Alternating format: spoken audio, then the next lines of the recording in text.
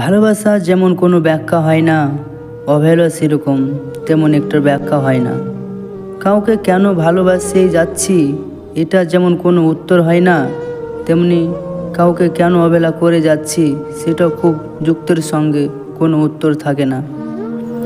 অবহেলা করা এবং অবহেলা পাওয়া দুটোই নেশার মতো। যে কারো সে করতেই থাকে, যে পায় সে পেতেই থাকে।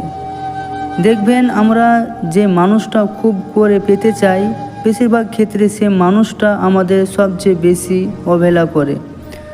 আবার যে মানুষটা আমাকে সবচেয়ে বেশি প্রাধান্য দেয়, আমিও সকালবেলায় উঠে সবার আগে তাকে প্রতীক্ষণটা করি।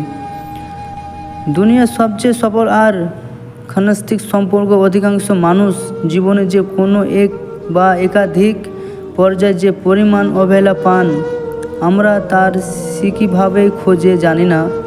যদি জানতে পারি তাহলে হয়তো দেখব আমরা যতটা অবহেলা পাই সেটা তাদের পাওয়া অবহেলার তুলনায় সত্যি কিছুই না। আপনি যে মানুষটা নিয়ে স্বপ্ন দেখে, যার কাছে থেকে 1 মিনিট সময় পেলে নিজেকে আপনি ধন্য মনে করেন, নিশ্চিত থাকেন পারে এমন একটা মানুষকেও কেউ না কেউ অবহেলা করে। যে অবহেলা করে সে অবহেলা পায়, অবশ্য না করলেও পায়।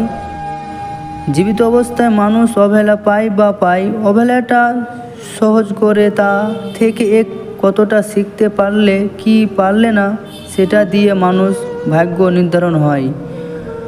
অনেকেই অবহেলা পেতে পেতে এক সময় হারিয়ে যায়। অন্যদিকে কিছু মানুষ সফলতার পথে হাঁটতে প্রথম ধাপটি হচ্ছে কারো না কারো কাছে থেকে পাওয়া অবহেলা। অবহেলা পেয়ে কেউ হারিয়ে যায়, কেউ নিজেকে হারিয়ে যাওয়া থেকে বাঁচতে পারে। যদি আপনি একবার আপনার প্রতি প্রিয় করার অবহেলা বিপরীতে জিতে যান, তবে আপনাকে অশান্ত অনুভূতি দিকে থেকে জীবনে আর কেউ কষ্ট দিতে পারে না। যে মানুষটা অবহেলা সইতে আর হজম করতে জানে, তাকে কষ্ট দিয়ে তো কোনো রাস্তাই থাকে না আর।